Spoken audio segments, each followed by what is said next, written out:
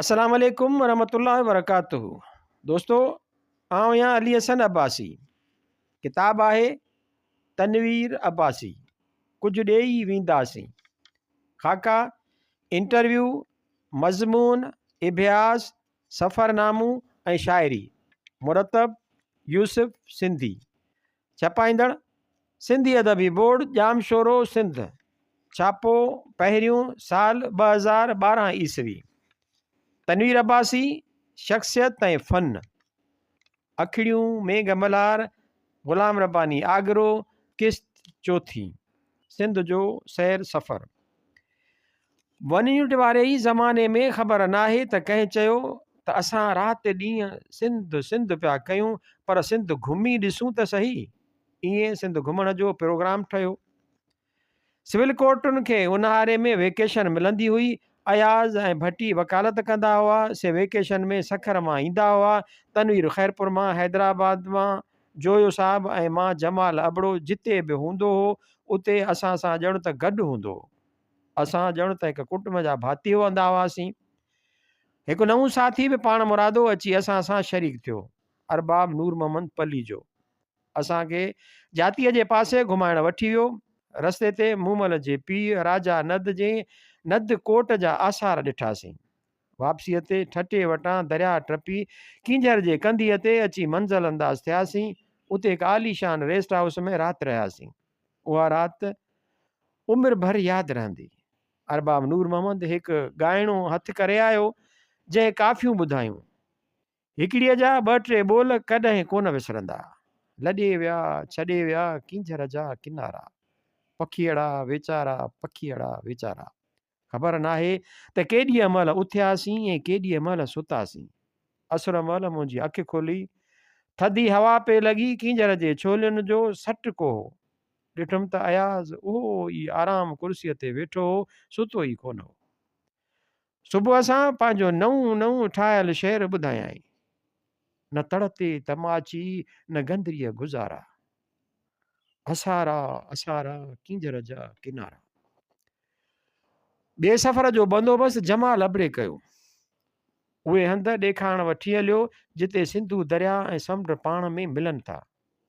पहिरीं महफ़िल घोड़ा बारीअ में थी। अयाज़ जाम मथां जाम पीअंदो ऐं मस्तीअ में असांखे पंहिंजो नओं कलाम ॿुधाईंदो रहियो। असां सभिनी ॾाढो इंजॉय कयो ऐं खेसि दिलि खोले दाद ॾिनो। जॾहिं मानीअ जे मेज़ ते वञी वेठासीं त जमाल जे दोस्त ऐं असांजे मेज़बान ख़ातिर तवाज़ जो मुज़ाहिरो कंदे अयाज़ ॾे सॼो पकल कुकुड़ वधाईंदे चयो, take it full, you have spent your energy. Bhatti उहा ॻाल्हि ॿुधी अची टहकनि में छुटकियो। अयाज़ पकल कुकुड़ त मोटाए मेज़ ते रखियो। अवल भट्टीअ ॾांहुं शौक़ी निहारियो, पोइ ज़हर जो ढुक पी मानीअ जो गिरह खयईं न खयईं जहिड़ो वात में विझी उथी खड़ो थियो। उन सफ़र में खारो छाण ऐं केटी बंदर ॾिठोसीं। खारे छाण में राति रहियासीं। सुबुह जो सवेर हेॾे होॾे पैदल घुमण फिरण पंहिंजे मुंहुं निकिरी वियासीं। मां उतां करे मोटियुसि त मिस्री शाह जी सिट झूंगारे रहियो हुउसि। माउ ॾिठे मूं माठ मिड़े मिड़े, माउ ॾिठे मूं माठ मढ़नि में जोगी जेकस विया जबरूत। अयाज़ मिलियो त हैरत मां चयाईं त उहो बेत तुंहिंजे चपनि ते कीअं आयो? मूं चयो त बसि मूं ईअं महसूसु कयो। अयाज़ चयो त हैरत आहे, मां साॻियो बैत हींअर झूंगारींदो आयो आहियां। उहा ॻाल्हि हू कॾहिं बि विसारे न सघियो। वरियनि खां पोइ बि मूंखे यादि ॾियारींदो रहियो। केटी बंदर में असां सेठ नूर मोहम्मद वटि टिकियासीं। संदसि उताक सादी सूदी बलक ढठल हुई। चयाईं, तव्हां खां अॻु रुॻो हिकु ॼणो मूं वटि टिकी वियो आहे, पीर अली मोहम्मद राशिदी। सियासत जे सांगे सां आयो हो।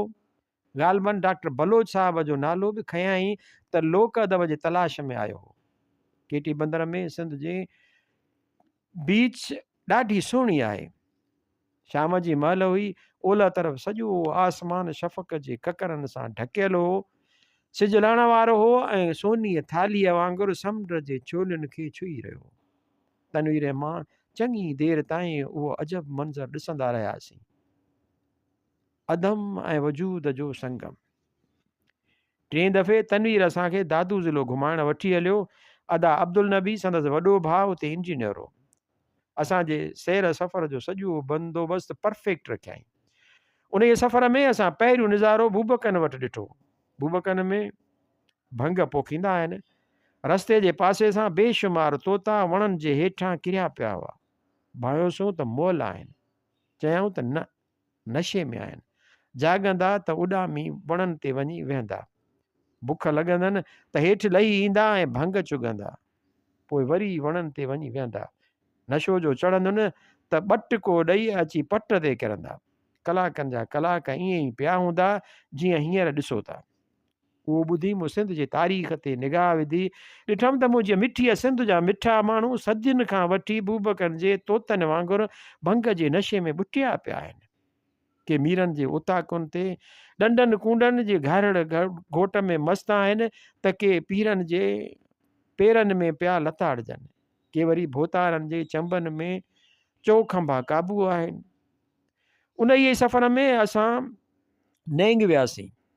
उते साईं साले शाह पंहिंजे ओताक ते कुर्बायती कचहरी कई। नेंग जे ख़ुशूसियत हिकु कुदरती चश्मो आहे। असां सभु उन में वेतासीं।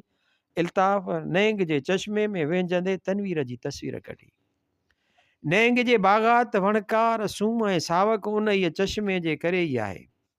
अलाए त केतिरे ज़माने खां उहो इलाइक़ो उन ई चश्मे जे करे आबाद आहे। एतिरे क़दुरु जो उते आसारे क़दीमा बि आहिनि। असां उन्हनि में रुगो लाखे लखमीर जी माड़ी ॾिसी सघियासीं। ॿियो संदसि न्याणीअ जो दीदार कयोसीं, जेका अयामनि खां पिंड पण थी बीठी आहे। छो त मन जे बावजूदि कंधु पोइते वराए ॾिठो आहे। सिंधी लोक कहाणियुनि में उहा रिवायत आम आहे त कंधु पोइते वराए ॾिसंदे त पिंड पाण थी वेंदे। सिंध जे ॾाहनि कंधु पोइते वराए निहारण खे मऊब लेखियो आहे। शायदि संदन ख़्यालु उहो हो त माज़ीअ ते मातम न कजे, मुस्तक़बिल ते निगाह रखिजे। ॿियनि लफ़्ज़नि में ईअं खणी चइजे त आसमां डूबे हुए तारों का मातम कब तक। मंछर जो दीदार बि उन ई सफ़र में थियो। चवनि था त सिंध में इंसानी तहज़ीबी सफ़र जो आगाज़ जन आगाटनि हंधनि मागनि मां थियो हो, तन में मंछर सभिनी खां अहम आहे। सो उहा ॻाल्हि मन में रखी असां शाह हसन वारे बंगले में मंज़िल अंदाज़ थियासीं। अलबत खीरथर जबल में नए हाज वारे बंगले ते वियासीं, जिते ॿुधायाऊं त वन यूनिट जे गवर्नर नवाब कालाबाग जी हुकूमत में बलोचिस्तान में ॾाढो को ज़ुल्म थियो। सो मेंगल कबीले जा माण्हू गुस्से में उन बंगले ताईं काहे आया हुआ ऐं फुर करे विया हुआ। अदा अब्दुल नबी उन बंगले ते बि असांजी ज़ियाफ़त जो वॾो एहतमाम कयो। क़िस्म क़िस्म जा ताम ऐं पहाड़ी पकल छेला तयारु कराया हुआईं। पाण सां मुलाक़ात दादूअ में पंहिंजे घर कयाईं। अजब इंसानु आहे, निहायत माठीणो, निहायत सचो, सही माना में महज़ब इंसानु। जॾहिं पंहिंजनि ऐं परावनि जी दगा ऐं ठगी करे माण्हू जी ज़िंदगीअ मां ईमान खजी वञे थो, त अहिड़नि नेक इंसाननि जो इख़लाक़ ऐं इख़लास ॾिसी वरी ताज़ो थी वञे थो। असां बातसीर किताब ऐं रिसालात घणा पढ़िया हुआ, पर ज़िंदगीअ में बातसीर क़ब्रिस्तान पहिरियों भेरो काछे में ॾिठो, जंहिंखे मीरनि जो क़ब्रिस्तान पे कोठियाऊं। डॉक्टर शिमिल स्विट्ज़रलैंड मां शाया थींदड़ रिसाले फ़िक्रो फ़न में उन ई क़ब्रिस्तान ते हिकु सुठो मज़मून लिखियो आहे। क़बरुनि ते गुलनि ॿूटनि जी हैरत अंगेज़ रंगीन चिटसाली हुई। इस्लामी रिवायत में क़बरुनि ते त छा, हूअं बि साह वारनि जी तस्वीर कशी मनो थियल आहे, पर कुबनि में अंदरि त अजीब नज़ारा हुआ। काथे उठ घोड़ा हाथी ऐं माण्हुनि जा अंबो शिकार ते पे विया, काथे राग ऐं नाच जी शानदार महफ़िल पे हली। उन ई सैर सफ़र में असां लकीअ जा चश्मा ॾिठा ऐं उन्हनि में गुस्ल कयो। सेवण में कलंदर शहबाज़ जे ऐं बाग़बान में मखदूम बिलाल जे चाउंठ चुमियूंसूं। हैदराबाद मोटण खां अॻु सन में साईं GM सैद जी हाज़िरी ॾिनीसूं, जंहिं लाइ अयाज़ हिकु हंधि लिखियो आहे, सिज सुभाणे जा करे साई सामीअ रोए। शेरो शाइरी। तनवीर जे शेर ऐं शाइरीअ जा हाणे घणा किताब छपजी विया आहिनि। अॻिते हली उन्हनि जी परख मुस्तक़बिल जा अदबी नक़ाद कंदा। वक़्तु ख़ुदि बि हर शइ जी वॾी परख आहे। बहरहाल सूरत संदसि पहिरियों शहरी मजमूओ रुगो रॻूं थियूं रबाब नाले सां शाया थियो। कलाम जो सॼो मुसवदो मुंहिंजे हवाले करे चयो हुआईं त किताब लाइ कलाम जो इंतिख़ाब कर। मूं कलाम जो इंतिख़ाब वॾी महिनत सां कयो। किताब जे पेश लफ़्ज़ में लिखियो अथसि त सिंधीअ खे पंहिंजो लहजो ऐं पंहिंजे मख़सूस लय आहे। फ़ारसीअ जो लहजो ऐं मौसीक़ियत सिंधी शहर में अजनबी पिया लॻनि। उन करे नून लिखियल ग़ज़लनि में सिंधी लहजे में मौसीक़ियत खे बरक़रार रखण जी कोशिशि कई अथमि ऐं उन सां गॾु मौज़ू पिणु सिंधी माहौल मां चूंडिया अथमि। बहरहाल चूंड जो सॼो भार रबानीअ ते आहे, जंहिंजी राय मुंहिंजे लाइ ॻरीअ क़ीमत वारी आहे। पेश लफ़्ज़ में अॻिते हली पंहिंजे शेर शाइरीअ जे मक़सद ऐं हिन जहान में इंसान जे वजूद बाबति लिखियो अथसि त हिन जॻह में इंसान मुतलिक़ हिकु ताबीर हीअ बि आहे त ॼणो खेसि बेहोश करे कंहिं काक महल में पहुचायो वियो हुजे ऐं होश में अचण सां संदसि दिलि तां समूरियूं गुज़िरियल यादगिरियूं मेटिजी वियूं हुजनि ऐं हू वाइड़ो थी हेॾे होॾे वाझाए इन काइनात जे मांडाण खे सम्झण जी कोशिशि कंदो हुजे।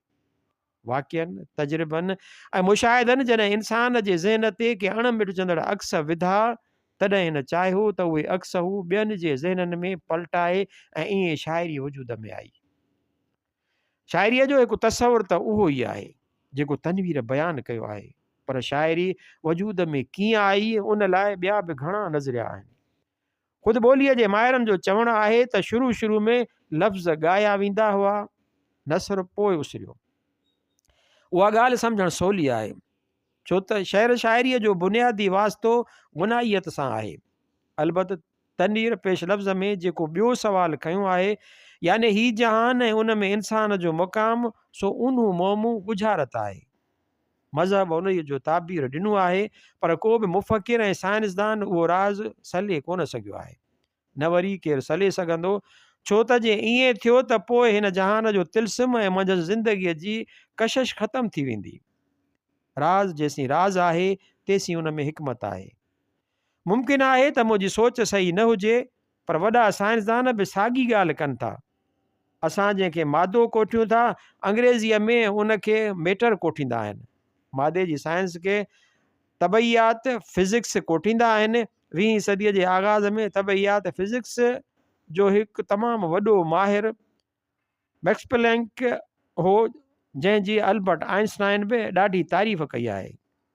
हिन जो चवणु आहे त फिज़िक्स जा क़ाइदा कानून अक़ल ऐं इदराक जी दुनिया में वाक़िअनि सां तालुक़ु रखनि था।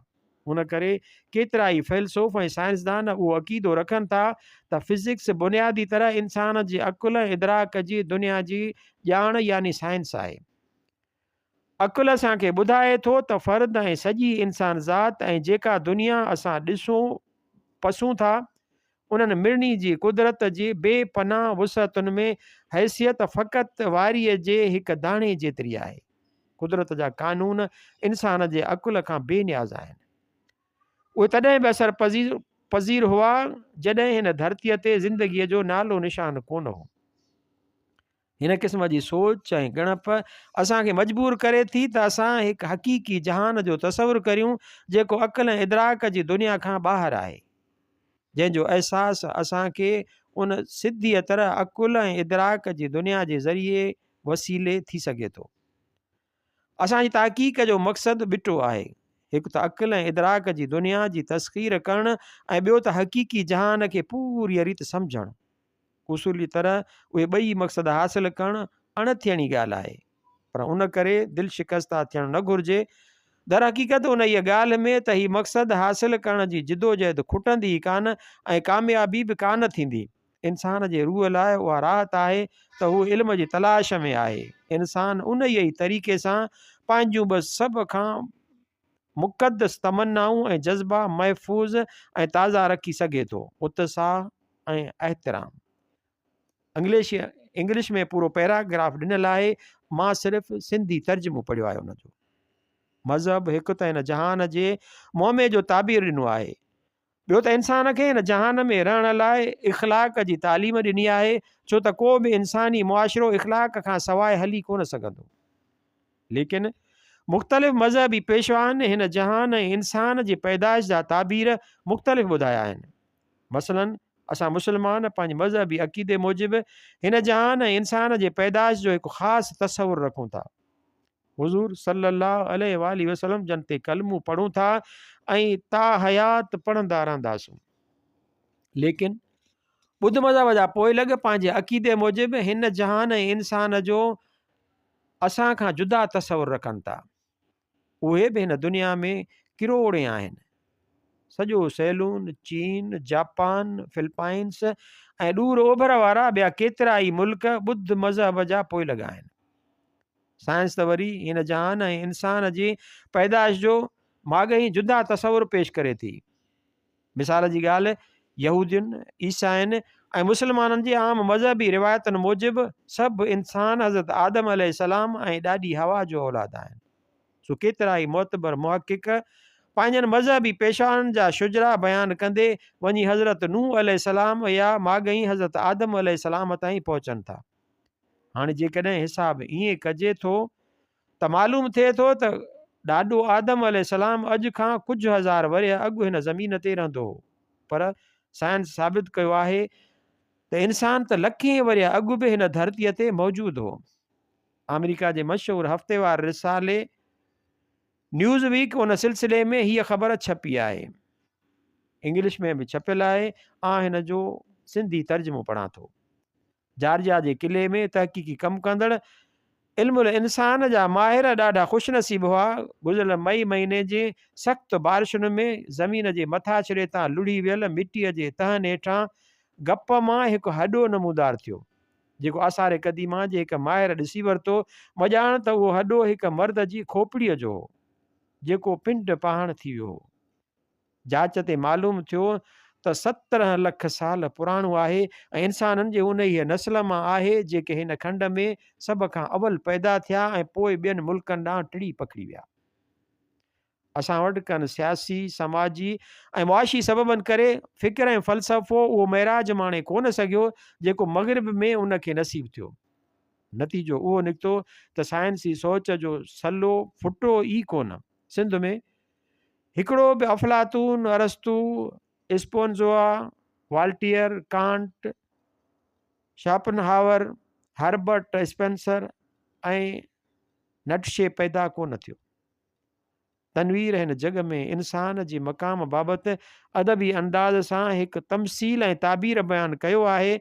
मुनासिब थींदो त उन जे तसलसुल में हिते कनि ॿियनि बि अहिड़नि नज़रियनि ऐं ख़्यालनि जो मुख़्तसिर ज़िक्र कजे जेके जदीद दौर में उन जे अबदी मुअम्मे मुतलिक़ मुरविज आहिनि। इंसान ऐं ही जहान जेकॾहिं उसूल उहो करार ॾिजे त वजूद ई हक़ीक़त आहे, यानी जेकी आहे सो ई सच आहे ऐं जेकी न आहे सो ख़ाम ख़्याल आहे, त पोइ मञणो पवंदो त इंसान ऐं ही जहान बिलाशुबा हक़ीक़त आहे। उन सां गॾु असांखे उहो बि मञणो पवंदो त हिन जहान जी हक़ीक़त इंसान जी हक़ीक़त खां वॾी आहे, छो त सभु ॾाका चवनि था त जॾहिं इंसान वजूद में कोन हो तॾहिं बि ही जहान मौजूदु हो। उनजो मंतकी नतीजो हीउ निकिरे थो त ही जहान तॾहिं बि मौजूदु हूंदो जॾहिं मंझंदि इंसान जो नालो निशान कोन हूंदो, छो त हिन जहान में केतिरा ई साह वारा हुआ जंहिंजा नसुलनि पुठियां नस्ल हज़ारे लखे साल अॻु हिन धरतीअ ते इंसान वांगुरु को ज़मानू ज़िंदह रहिया ऐं पोइ जो ख़तमु थिया त हाणे उन्हनि जो नालो निशान बि कोन्हे। हिन जहान में को बि शख़्स 200 वरे जीअरो कोन थो रहे, पर कनि साह वारनि जी हयाती उन खां वॾी थिए थी। बेजान शयुनि में त घणियूं अहिड़ियूं आहिनि जेके हज़ारे लखे वरे अॻे बि हुयूं त हाणे बि मौजूदु आहिनि। मसलन समुंड ऐं जबल। हिन सदीअ जे हाकारी साइंसदान अल्बर्ट आइंस्टाइन जबलनि ऐं टकरनि जे बारे में लिखियो आहे त पर हिननि मिड़नी ॻाल्हियुनि जे बावजूदि इंसान जी दावा आहे त मां हिन जहान जी ख़ासि ख़ल्क़त आहियां, बल्कि जहान जे अंदरि जहान आहियां। संदसि उहा दावा हिन दलील ते मबनी आहे त मूं ई हिन जहान जे साह वारनि तोड़े बेजान शयुनि खे पंहिंजे कंट्रोल हेठि आंदो आहे। मूं शींहं ऐं ॿकरीअ खे सर्कस में साॻीअ थालीअ में गॾु खाइण पीअणु सेखारियो आहे। मूं वसंदड़, गजंदड़ ककरनि मां ज़मीन ते किरंदड़ खिवण खे पंहिंजी मुठ में क़ाबू कयो आहे। मूं ज़मीन ते वेही आसमान में चंड ऐं तारनि जो मुफ़ासिलो मापियो आहे। इंसान इन जहान जे साह वारनि या बेजान शयुनि ते जेका दस्तरस हासिल कई आहे सा पंहिंजे अकुल जे आधार ते अकुल इंसान जो औज़ार आहे। पीर अली मोहम्मद राशिदीअ हिकु दफ़े मूंखे ज़हन नशीन करायो त ॻोठ भॼंदी आहे अकुल सां। अकुल ज़िंदगीअ जी अहम वसफ़ा आहे।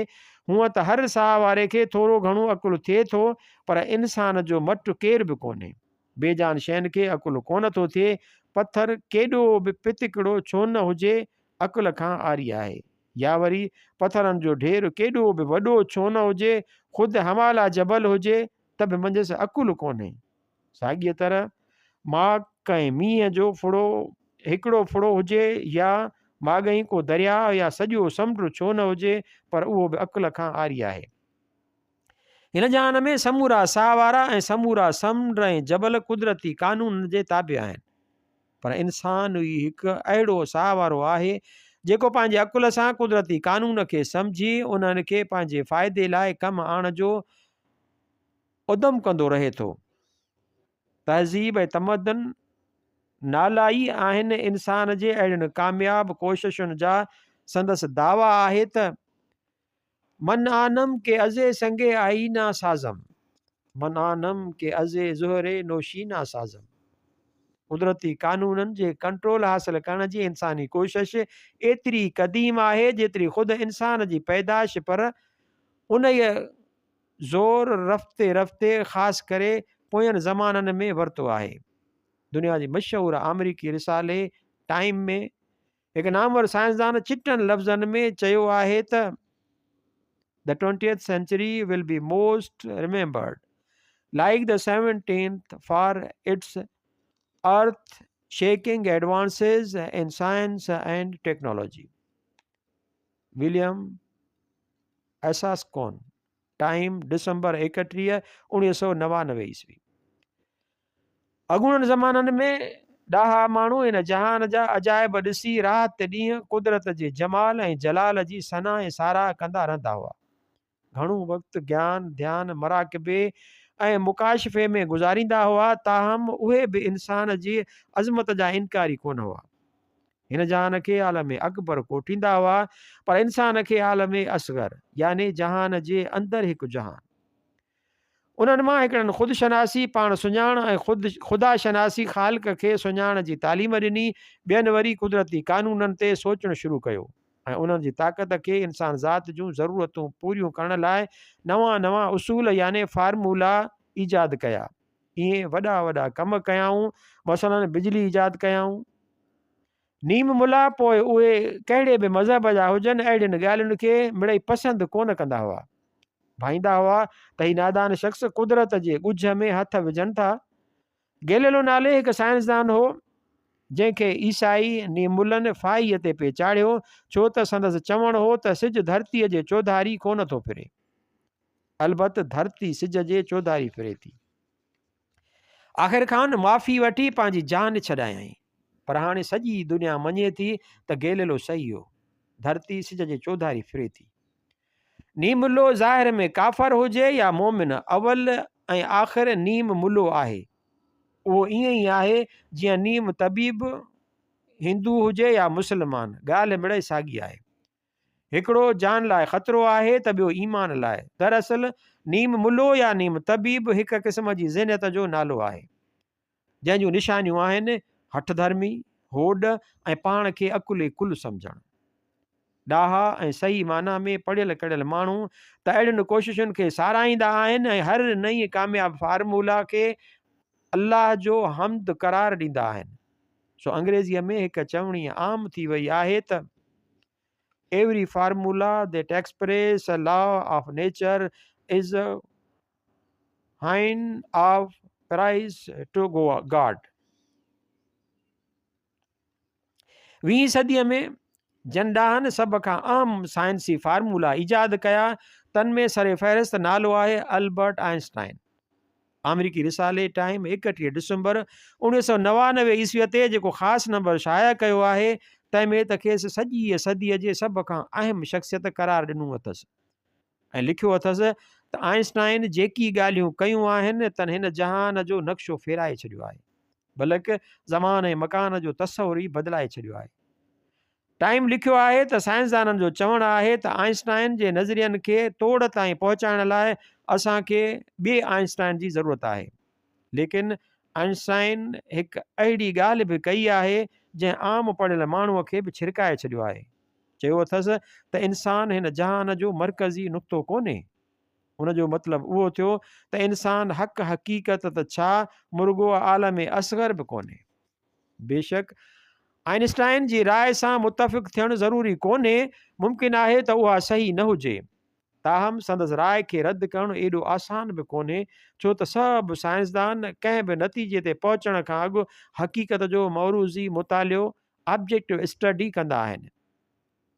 थधे सीने सां सोच वीचार करे वॾी ॻण ॻूत खां पोइ वञी पंहिंजी राय क़ाइमु कंदा आहिनि। मामले खे चिटो करण लाइ हिते हिकु मिसाल वठूं था।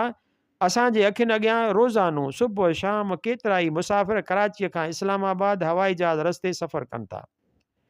कराचीअ मां जहाज़ जे उॾामण खां पोइ पायलट ऐलान कंदो आहे त जहाज़ 600 मील फ़ी कलाक रफ़्तार सां परवाज़ करे रहियो आहे। 1 कलाक ऐं हेतिरनि मिंटनि में इस्लामाबाद जे एयरपोर्ट ते लहंदो। कॾहिं कॾहिं कंहिं अणट सबबनि करे ईअं कोन थींदो आहे, जहाज़ लेट थींदो आहे। हूअं न त जेको शाम वारो हवाई जहाज़ 4 बजे कराचीअ मां उॾामंदो आहे, उन जा फीथा पायलट जे ऐलान मूजिबि 5:55 ते इस्लामाबाद एयरपोर्ट जे रनवे खे छुहंदा आहिनि। 55 मिंट 56 मिंट कोन थींदा आहिनि। उहो कमाल कंहिं कयो ऐं कीअं कयो। हवाई जहाज़ ॼण त हिकु उॾामंदड़ महलात आहे। ज़मीन आसमान जे विच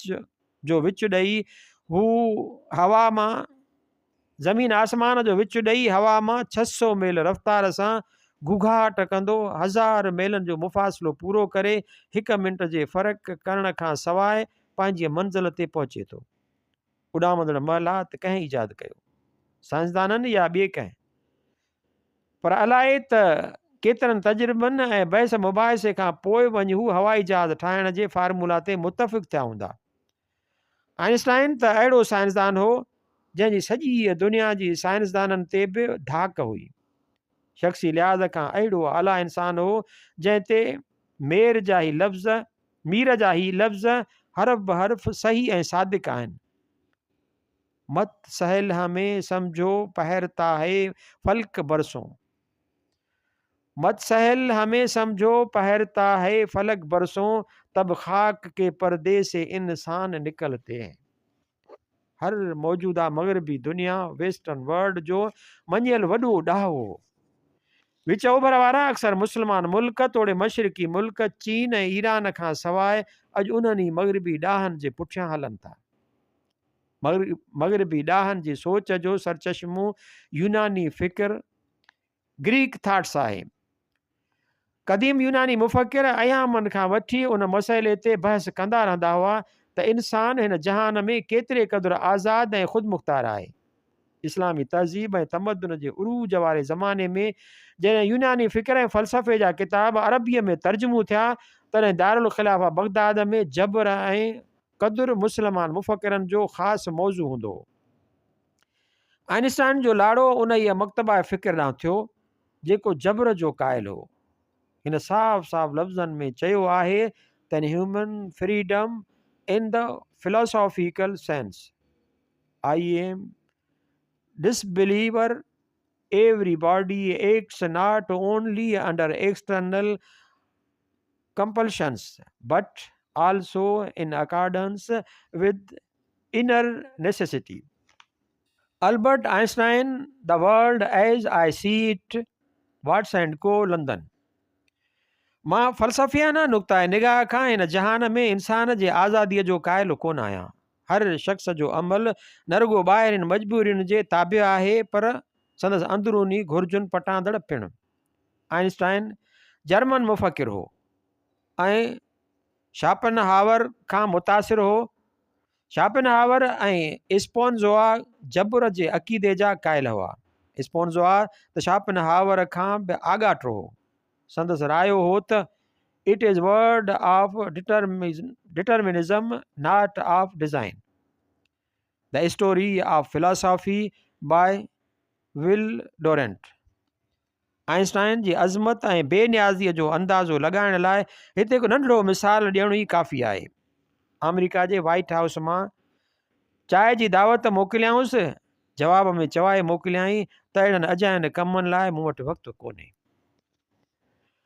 स्पोंज़ोआ जबर जे अक़ीदे जो एॾो त क़ाइल हो जो चवंदो हो त कुदरत जे अज़ग़ैबी हथनि जूं आङुरियूं वहंदड़ पाणीअ जे छोलियुनि में कशिश जे तारीख़ बि अॻुवाट लिखी छॾींदियूं आहिनि। संदसि फ़लसफ़े में इंसान लाइ ख़ुशीअ जी ॻाल्हि घटि आहे, ग़म जी वधीक आहे। उहो इंसान जी ज़िंदगी पाणीअ जे बोड़ीअ वांगुरु बेबका सम्झंदो हो। चवंदो हो त इंसान पंहिंजे इनफ़रादी हैसियत में हिन जहान यूनिवर्स में आख़िर कहिड़ी हैसियत रखनि था। चवंदा आहिनि त ॾींहं मां ॾीओ ॿरंदो आहे। आइंस्टाइन उन्हनि ई मग़रबी मुफ़क्किरनि खां मुतासिर थियो।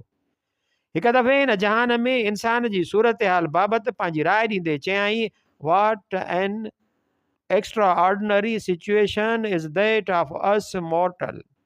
Each of us is here for a brief sojourn. For what purpose of knows not, though he sometimes feels it. असां फ़ानी इंसाननि जी सूरत हाल केॾी न ग़ैर मामूली आहे। असां मां हर हिकु हिते हिन जहान में मुख़्तसर मुसाफ़िरीअ लाइ आहे। कहिड़े मक़सद लाइ सो बि मालूम कोन्हे। तोड़े जो असांखे कॾहिं कॾहिं उन जो अहसासु ऐं इदराक थिए थो। ॿिए दफ़े कंहिं शख़्स सवाल कयुसि त इंसानी ज़िंदगीअ जी माना छा आहे? आइंस्टाइन जवाबु ॾिनुसि त इंसानी हयातीअ जी माना मतिलबु या मक़सदु छा आहे, या माॻई समूरनि साहवरनि जे ज़िंदगीअ जो मक़सदु छा आहे। उन सवाल जी कंहिं तसली बख़्श जवाब लाइ हिकु मज़हब दरकार आहे। सो उन इहे सवाल करण मां फ़ाइदो मुंहिंजो जवाबु हीअ आहे त जेको शख़्स पंहिंजे हयाती ऐं ॿियनि साहवरनि जे हयाती बेमाना सम्झे थो, सो न रुॻो बदनसीब आहे पर हयातीअ जो हक़दार ई कोन्हे। सोचण जी ॻाल्हि आहे त अमेरिका जहिड़े मुतमदन मुल्क जे मुआशिरे में रहंदड़ अल्बर्ट आइंस्टाइन जहिड़ो दुनिया जो अज़ीम तरीन साइंसदान जॾहिं अफ़सुरदा लहजे में ईअं चवे त इंसान फ़ानी इंसाननि जी सूरत हाल केॾी न अजीब आहे, ॾुखो ईंदड़ आहे। असांजी ज़िंदगी त रुॻो हिकु मुख़्तसिर सफ़र आहे जंहिंजो मक़सदु ऐं मंज़िल बि मालूम कोन्हे, वग़ैरह वग़ैरह। तॾहिं टीह दुनिया थर्ड वर्ल्ड जे पोइते पियल मुल्कनि में बुख, बीमारीअ, जहालत ऐं बेइंसाफ़ीअ जे मर्ज़नि में मुस्तक़िल तरह मुब्तला मुआशिरे में रहंदड़ तनवीर जहिड़ो अहले दिल इंसान, अदीब, आलिम, दानिश्वर, शाइर ऐं मुफ़क्किर कीअं करे। हिन पस मंज़र में मुस्तक़बिल में तनवीर जे हयातीअ ते रिसर्च कंदड़ मुहक़िक़ निगाह विझंदो त खेसि उहा ॻाल्हि नोश्ताए दीवार वांगुरु नज़र ईंदी त मिड़नी मजबूरियुनि जे बावजूदि तनवीर कामयाब ज़िंदगी गुज़ारी। हू हर वजह हिकु लाइक़ु इंसान हो, वालदेन जो फर्मा बरदार पुटु हो, पंहिंजे औलाद जो शफ़ीक़ पीउ हो, जाहिलनि खां परे हो। पढ़ियल माण्हुनि जे मेड़ में खेसि सिंध जे नवरतन में शामिलु कयो वेंदो हो। इनफ़रादी ज़िंदगीअ में कंहिंसां दगा कान कयाई, मिटनि माइटनि ऐं यारनि दोस्तनि सां तादम हयात निभायाई। इज्तमाही ज़िंदगीअ में सिंध जे मिटीअ ऐं माण्हुनि सां प्यारु कयाई, उन्हनि वटि इज़त ऐं मथां मक़ाम हासिलु कयाई। ज़िंदगी हिकु अछी उजरी अहले दिल इंसान वांगुरु गुज़ारियाई। कंहिं बि क़िस्म जी सियासीअ सां दामन दाग़दार न कयाई। सिंध जे ईंदड़ नसलनि लाइ रोशन मिसाल छॾियाई। सॼी उमिरि गुलाब जे गुल वांगुरु सुरहो रहियो। कुदरत मथसि महिरबानी रही ऐं खेसि हर नेमत अता कयाई। सिंध में 1 यूनिट वारे ज़माने में जेके जलसा थींदा हुआ, तन में असांजो दोस्त जमाल रिंद सराइकी ॿोलीअ में हिकु लोली ॾाढी मिठी आवाज़ में ॻाईंदो हो। ॿुधी बुत मां सीसराटियूं निकिरी वेंदियूं हुयूं। उन जूं ॿ सिटरूं ही हुयूं, पार दरिया हिकु मेहंदी दा बूटा, पार दरिया हिकु मेहंदी दा बूटा, इश्क कमावी एवें जिवें पींघ दा झूटा। मिट्टी ऐं पाणीअ जे हिन जहान में घणा ख़ुशनसीब इंसान आहिनि जन खे पींघ जो झूठो नसीब थिए थो, पर तनवीर अहिड़ो ख़ुशनसीब इंसान बि हो, बहर मझां जा लहर उभी थी मोटी थियो मेरान। सचल।